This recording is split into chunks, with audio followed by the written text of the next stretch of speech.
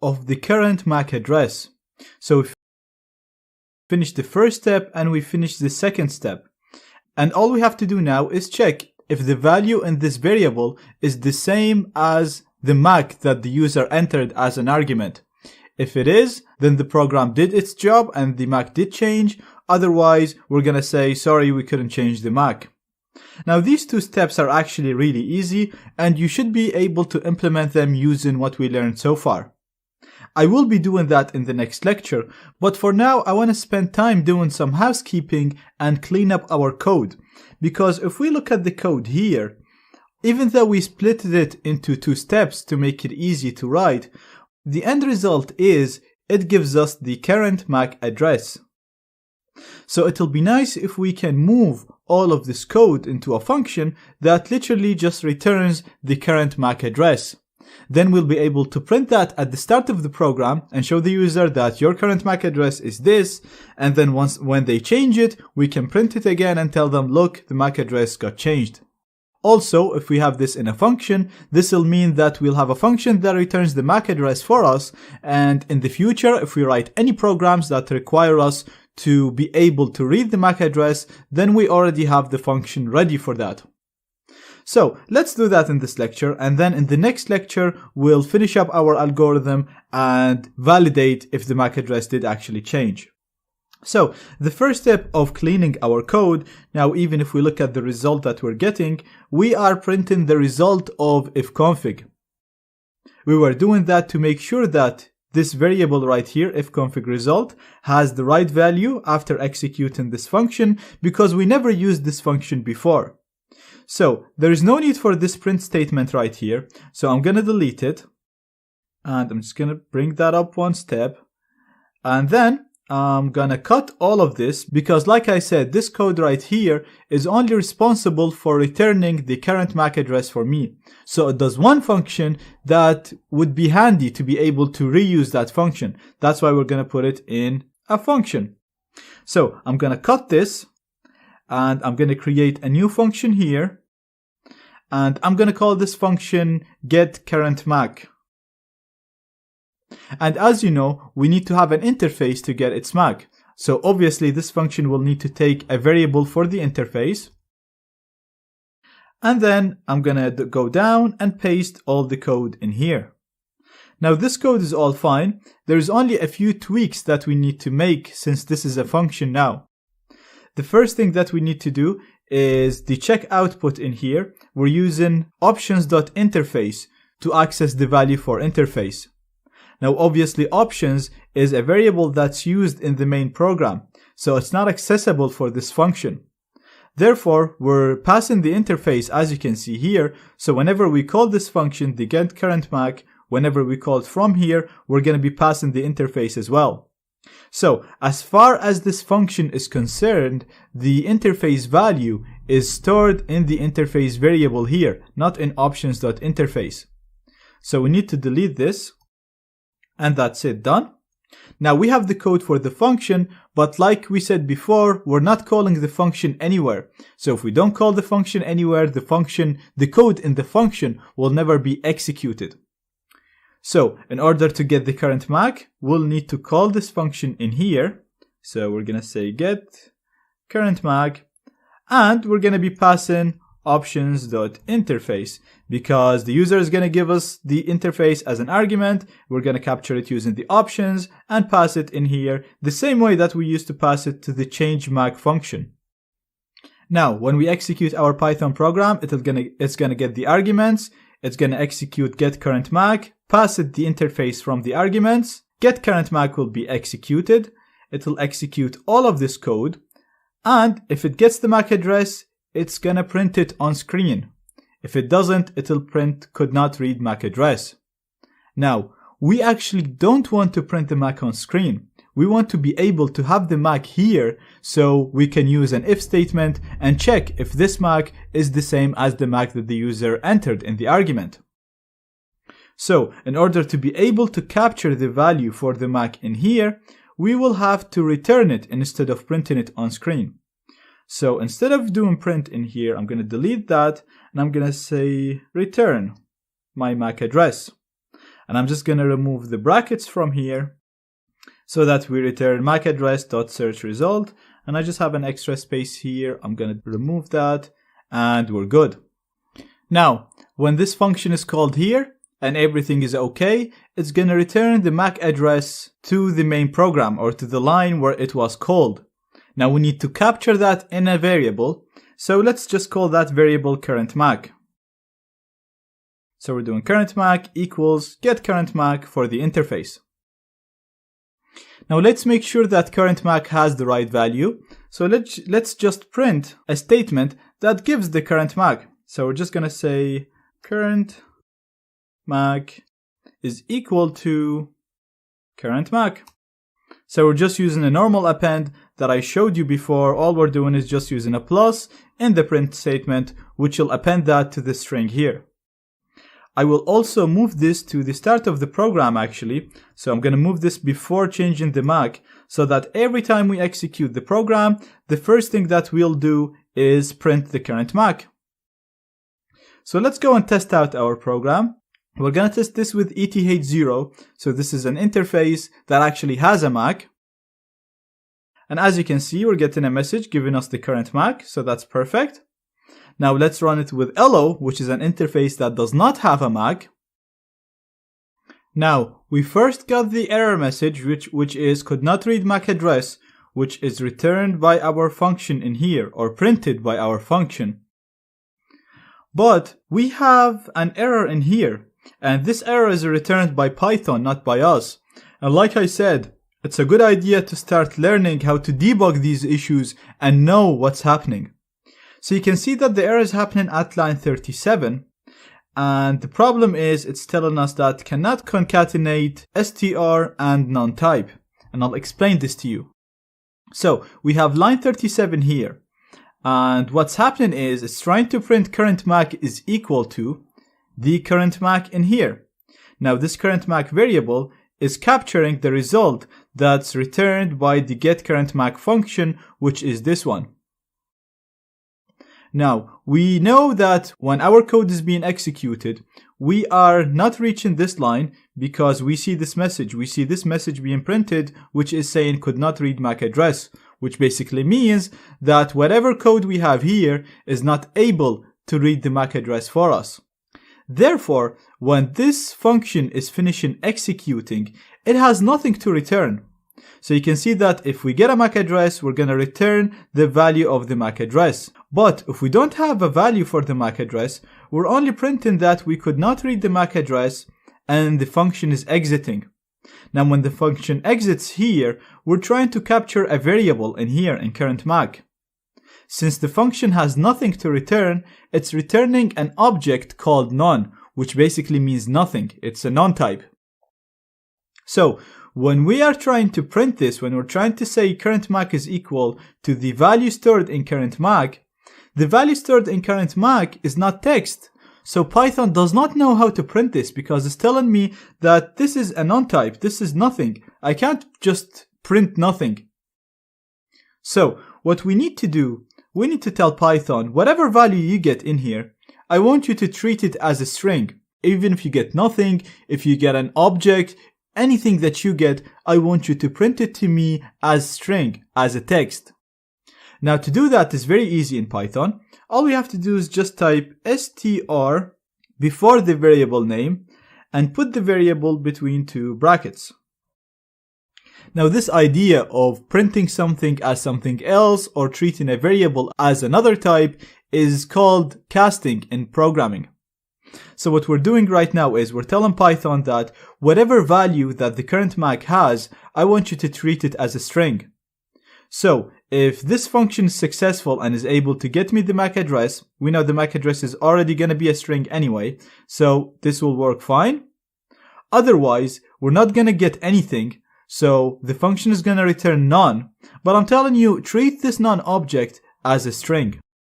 Now the result, when we go and run our code with LO, you'll see that it's going to give me first of all the message that says could not read MAC address, and then when we try to print the MAC address, it's just going to say MAC address is equals to none. It's equal to nothing. And then when we run it with ETH0, as you can see, we have the MAC address here, which is stored in the current MAC address variable. So that's it for this lecture. I just wanted to refactor our code so we have a function to get the current MAC. This is very handy for us, so we can use it in the future anytime we need to be able to get the MAC address. Also, it makes our code prettier and easier to read, and it also allows us to use the function multiple times within the code. So you can see we're already using the function in here just to print the current MAC. And then later on in the next two lectures, we're actually going to get the current MAC again, and we're going to check if the current MAC got changed to the MAC that the user requested. So if we didn't do this, then we would have had to use this code twice in the program. First, to just print the current MAC, and second, to use it to validate if the MAC got changed.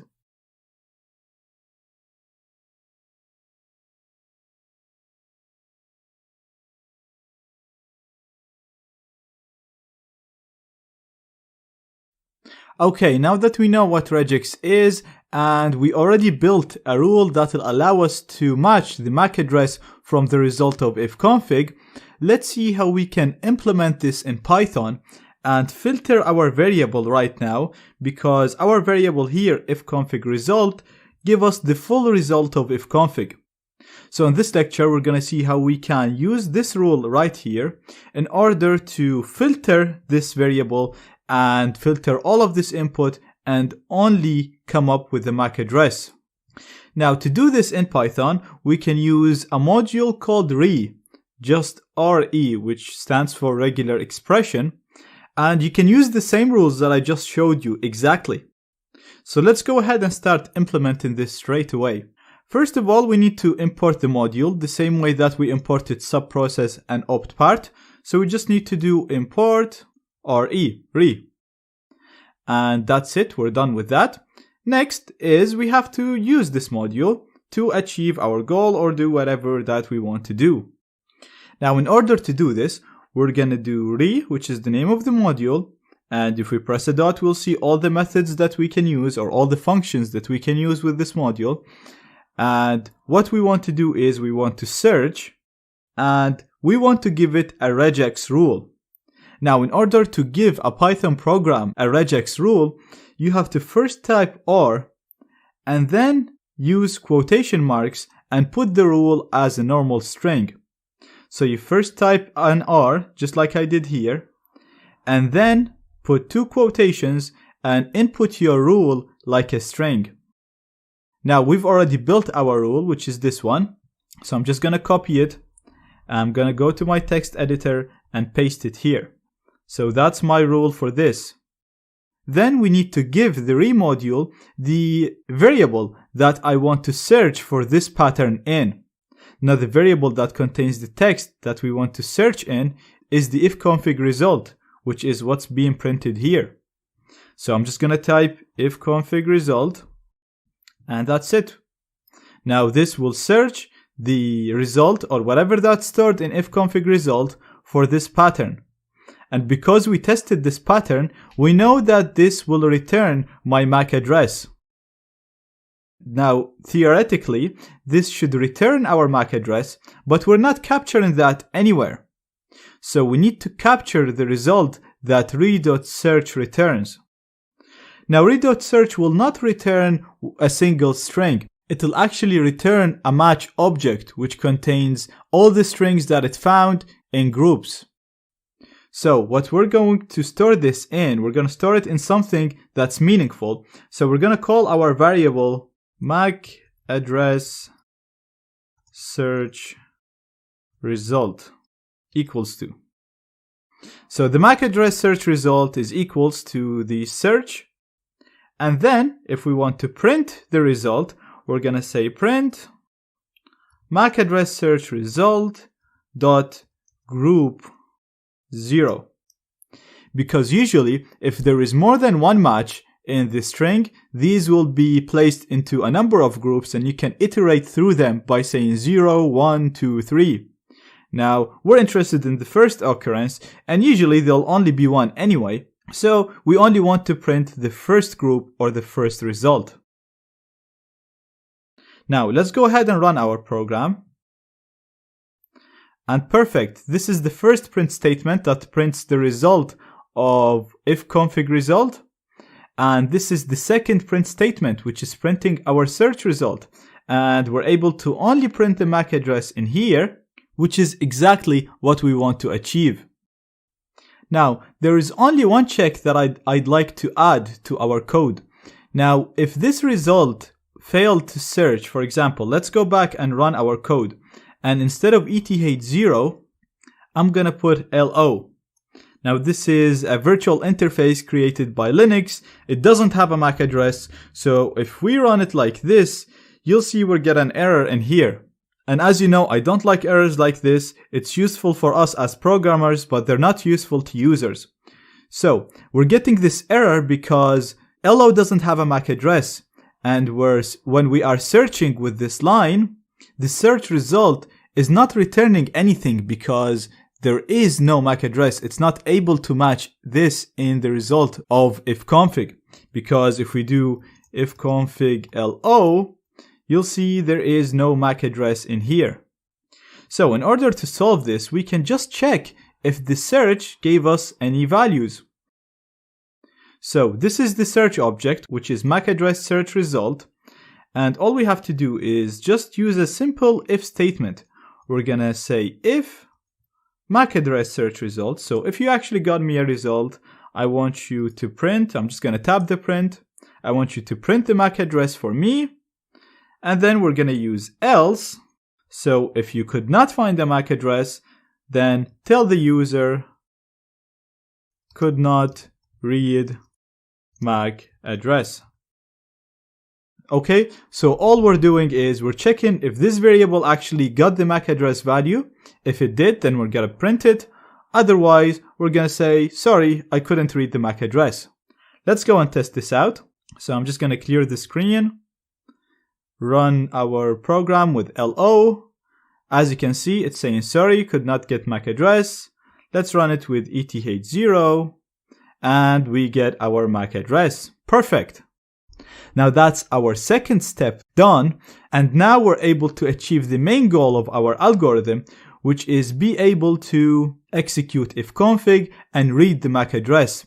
The next steps are actually easy because all we have to do is check if this is the MAC address that the target person is looking for, and then print an appropriate message.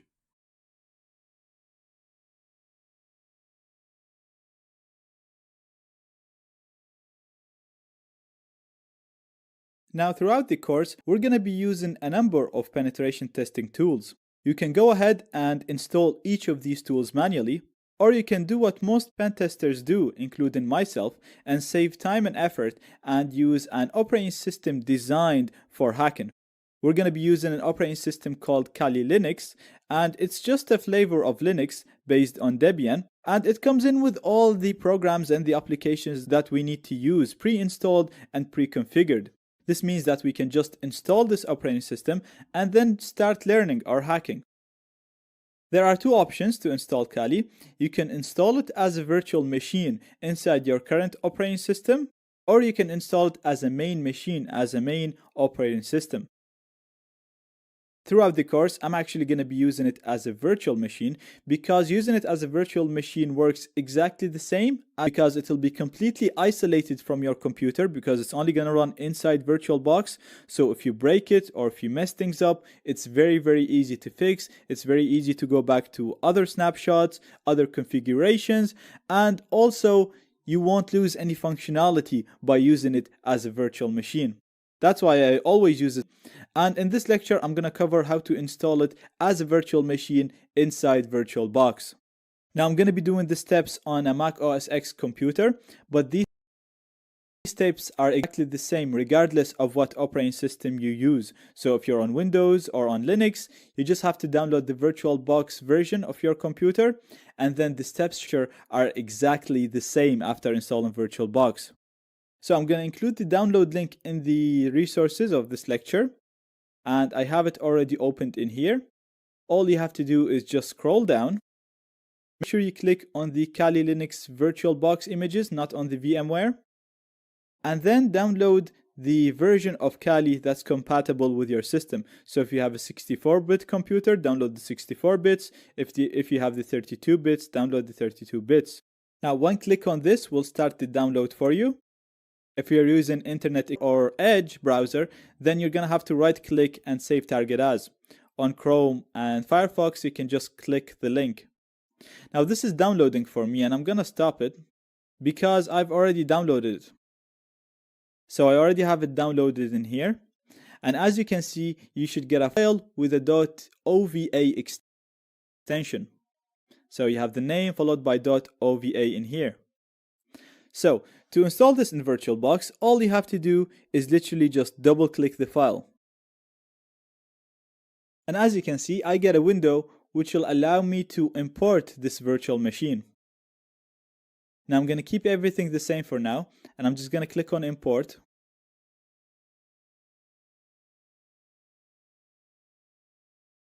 Now that's it, the virtual machine is ready to be used.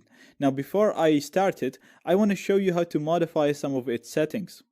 So we're going to click on it, then we're going to click on the settings in here, and the first thing that I'm going to do, I'm going to go to System, and I'm going to modify the amount of RAM it has. Now depending on how much total RAM you have on your computer, you can leave this at 2 if you want, but 1 GB is enough for Kali. I usually leave it at 2 because I have 16 gigs of RAM, but if you have less, 1 GB is enough for it.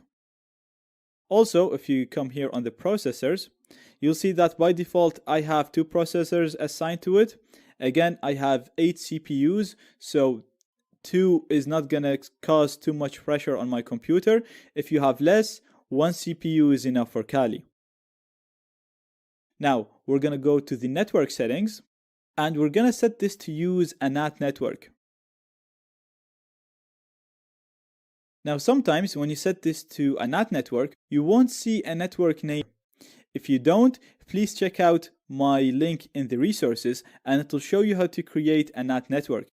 For me, it already has a NAT network, so I'm going to keep it on this one. And what this setting basically does is it's going to create a virtual network where my host machine, which is my Mac OS X computer in here, is going to be the router for this network. And then all the virtual machines are going to be clients connected to this network.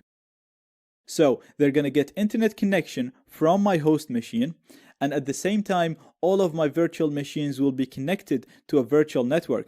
This is very handy because my virtual machines will be able to communicate with each other. We can use one of them to hack into the other. We can use it to test network attacks and much more.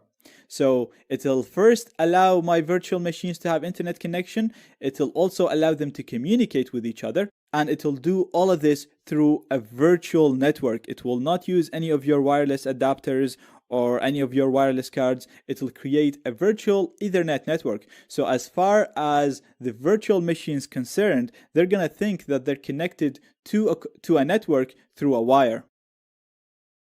So that's it. I'm done with my settings right now, and I'm going to click on OK. And we can start our virtual machine. Now to start it, all we have to do is just click on the start button in here.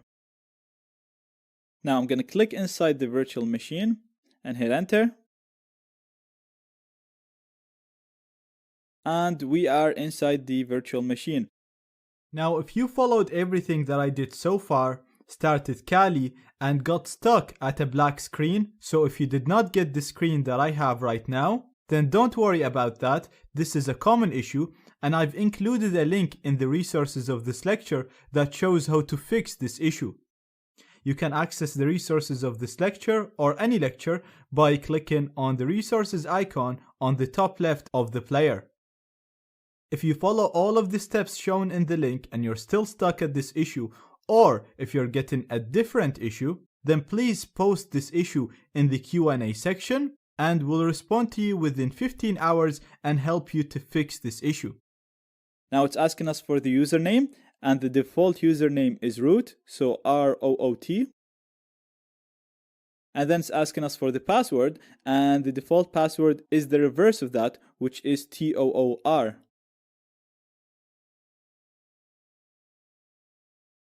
And that's it. Now I'm inside my virtual machine. Now, since we installed this using the ready image, we can just go to view, full screen, and we'll be able to go in full screen, and the screen will resize automatically to the size of our screen. Now note in here, you see that I have a network icon appearing in here. And if I click it, you'll see it looks like I'm connected to a wired network. As you can see in here, it says wired connected. So Kali thinks it's connected to a wired network because we set this machine to use a NAT network. So if I open my browser in here, you'll see that I have internet access. So that's it. That shows how to install Kali Linux as a virtual machine. Don't be intimidated by this new operating system. We're going to go through the basics and we're going to use it a lot. And it's actually going to become very easy for you to use. Also, like I said, you won't lose any functionality when you install Kali Linux as a virtual machine. It's actually better to install it as a virtual machine because it's completely isolated from your computer and it'll be very easy to fix if things go wrong. Keep in mind, installing this on different hardware and different computers might show you some errors and some issues. So please, if you have any errors, just add them in the discussions and I'll help you resolve them. Okay, now that our program checks and makes sure that the user gives the right input, it'll be nice to also add another check at the end of the program. What I'm talking about is, you've seen me every time I run the program, and you're probably doing that as well. We go and manually do ifconfig interface name, so for example ETH0 or LAN0, and then check and see if our MAC address got changed to the value that we requested from the program. So what I want to do, I want to add functionality to our program so that at the end of execution, it'll check if the MAC address did actually change to what something went wrong and then the MAC address did not get changed. Now, in order to do this, we need to come up with a very simple algorithm. What we mean by algorithm is a number of steps that will allow us to achieve our goal. So our goal here is to check if the MAC address got changed to the MAC address that the user requested. We're doing this at the end of the execution of the program. And to come up with the steps that we need to take, all we have to do is just think, what do we do as humans when we try to check if the MAC address got changed? We open a terminal window, we run ifconfig, and we check the value under the other. So if we want to get our program to carry out these steps, we're going to have to first execute and read ifconfig. So far we know how to execute system commands using Python, but we don't know how to read the output. So we need to be able to read the result of ifconfig. We're also going to need to read the MAC address from this result. So once we read the whole result of ifconfig, we're going to need to filter this result to only this part of the result. So only the other part, the part that contains the MAC address. Third, we're going to need to use an if statement, so decision making, to check if the MAC address is what the user requested. And finally, print an appropriate message saying either the MAC address got changed or the MAC address did not get changed. Now we're going to apply everything that we learned so far in order to achieve this, and we'll also learn new concepts as we go through these steps. We're going to tackle these steps one at a time, and as we carry out this step, we're going to forget about the general goal. We're going to forget about the fact that we want to check if the MAC address was changed. When we go to step 1, we're just going to focus on solving that simple problem. We go to step 2, we focus on solving that simple problem. And then at the end, you're going to see how everything clicks together and solve the bigger problem, which is check if the MAC address got changed. So what we're doing is we're splitting the big problem into a number of small problems, which are easier to solve these small problems, and at the end, once we solve all of these small problems, solving the big problem is going to be very simple and trivial. Okay, now that we have Kali Linux installed, I want to give you a basic overview of this operating system in this lecture so that you're comfortable with it, and we're going to be using it throughout the whole course, so everything is going to become easier for you as we go through the course. Now, the first thing that I want to talk about is the status bar in here. So you can see we have an applications menu in here, and inside it, you can see all the applications are categorized.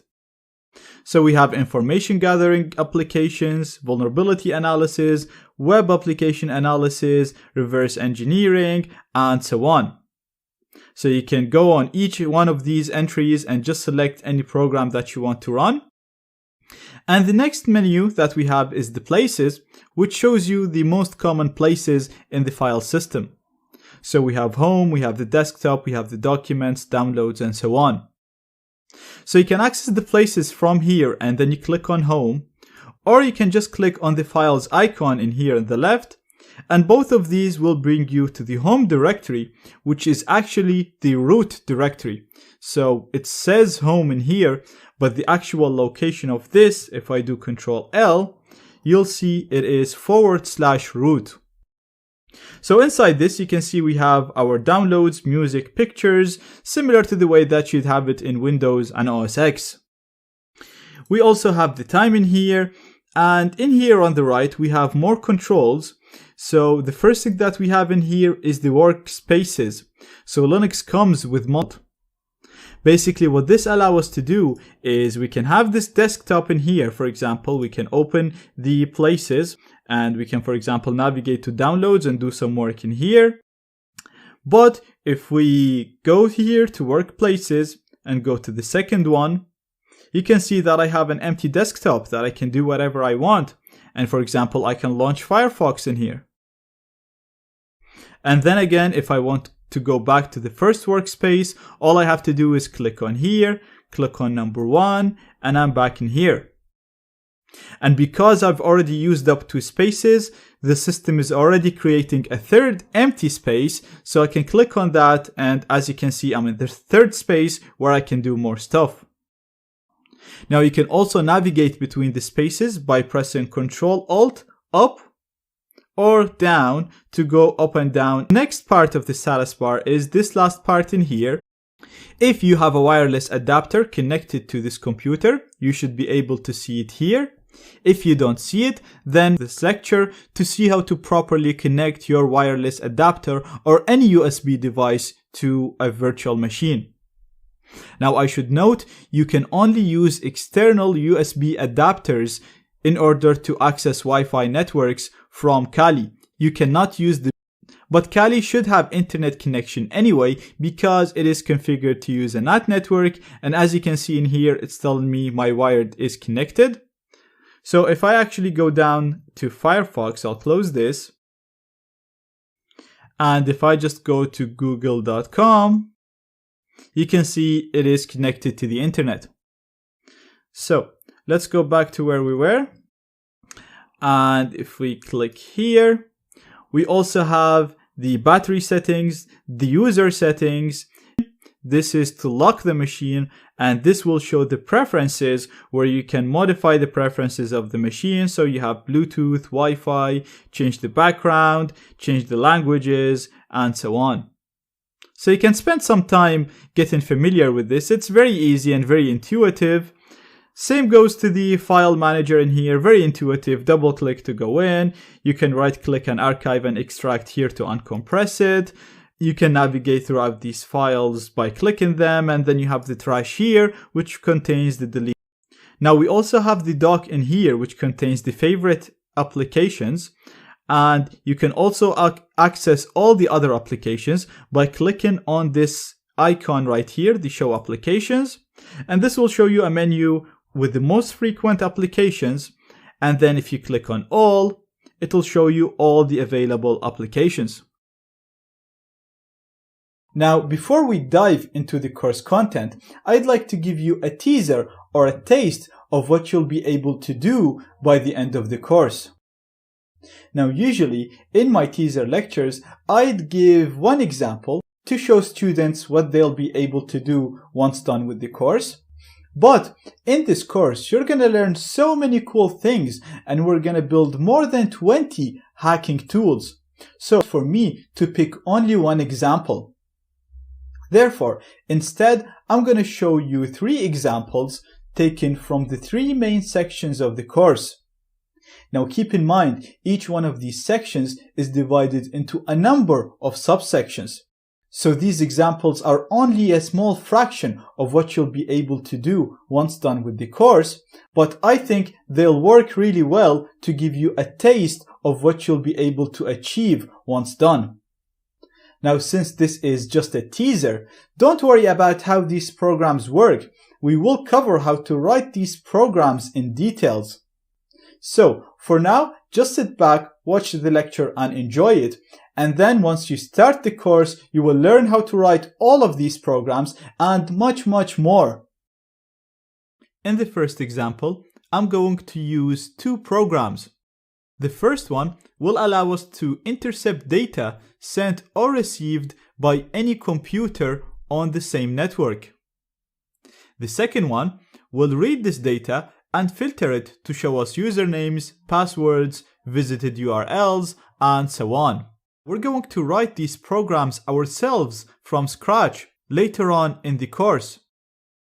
Now these programs are running on my hacker machine, so let's go to the target machine and try to generate some traffic and maybe log in to a service. I'm going to go to hotmail.com and let's try to sign in. So I'm going to click on sign in and I'm just going to put some sample information. So I'm going to put a username and the sample password and I'm going to hit enter. And now if we go back to the hacker machine, you can see that first of all, I can see all the requests, I can see all the websites they're visiting, and I can also see the username and the password that they logged in with. So I can see the username was zaid22@hotmail.com and I can see the password was 123456. The second example that I'm going to show you is a backdoor. A backdoor is a program that when executed on a system, it allows us to remotely control that system. So basically hack it and gain full control over it. Now, just like all the other tools, we're going to program this from scratch. I'm going to show you how to write this in a generic way so that you can use the information you learn here in many scenarios. For example, you'll be able to write a web server, a chat program, and so on. Now, right here, I'm already at the hacker machine, and as you can see, it's already listening and waiting for incoming connections. Once the backdoor gets executed on a computer, we will get a connection, as you can see here. Once we have the connection, we'll be able to use all the features implemented in this backdoor, which we're going to implement ourselves. So first of all, I have file system access. So if I do cd, it will show me my current working directory. And as you can see, I'm in users Zaid downloads. That's basically because the backdoor is actually stored in this location. So I can do cd ... to go back one directory. And if I do cd now to see where am I, you can see I'm in Zaid. And we can also execute all system commands. And keep in mind, this backdoor works on all operating systems. It works on Linux, Windows, and OS X. So you can use the system commands of your target and they will work by default. So right now my target is Windows. So if I wanted to list the directories, I can do dir. And as you can see, I get a list of all the files and directories in the current working directory. Now I can go back in downloads by doing cd downloads. And if I list again in here, you'll see the files that we have in the downloads, which are the backdoor and the GTR image, which I have right here. Now I also want to highlight a feature that we're going to program, which is the ability to download files. So I'm just going to do download, and I'm going to follow it by the file name that I want to download, and it's the image, so it's gtr.jpg. And as you can see, I'll see it automatically being downloaded in here. And if we double click this, we have the image intact and we're able to open it. Now I'm downloading the image just as an example, but it just goes to show you that you'll be able to download any file from the target system. You can also upload files, which is really useful because you'll be able to upload evil files, viruses, keyloggers, and so on. And as an example, I'm just going to rename this image to gtr2.jpg and I'm going to upload it. So I'm going to do upload gtr2.jpg. Now it's telling me the upload is successful. And if we go here, again, you can see we have the new image. Now, if this was an evil file, because you're able to execute system commands from the backdoor, you'll be able to just call it from here and execute it remotely on the target computer. The last example that I want to show you is a vulnerability scanner. This is a program that can automatically discover weaknesses in websites and web applications. So all you have to do is just give this program a website, and first of all, it's going to discover all the links and all the pages in the target website. Then for each one of these pages, it's going to extract all the parameters and all the forms. And finally, for each and forms, it's going to submit code to discover vulnerabilities. Then, once it's done, it's going to show me the results. And as you can see, it was able to discover an XSS vulnerability in here. Just like all the other programs, we're going to write this from scratch ourselves. So again, don't worry about how this works, and don't worry if you don't understand what a vulnerability is and all of that. We will cover all of this later on in the course. Now that we are happy with the way the code looks, we're ready to add more features to the program. One thing that I need is very important and that the program is lacking is checking if the user is actually inputting all the required arguments. So we know that the program will not work if the user does not input an interface or a new MAC. But if someone goes to the terminal and, for example, runs the program by saying MacChanger iETH0 and not give a MAC, you'll see that Python will just throw an error. Now, to us, this is useful as a programmer, but to the user, this is not nice at all. We want to display a meaningful error to the user, telling them that you forgot to give us a MAC address, please make sure you input a MAC address. Now, in order to do this, we need to implement some decision making in our program. We need a way to check and make sure that the user entered a value for the interface and also entered a value for the MAC. To do this, we'll need to use an if statement.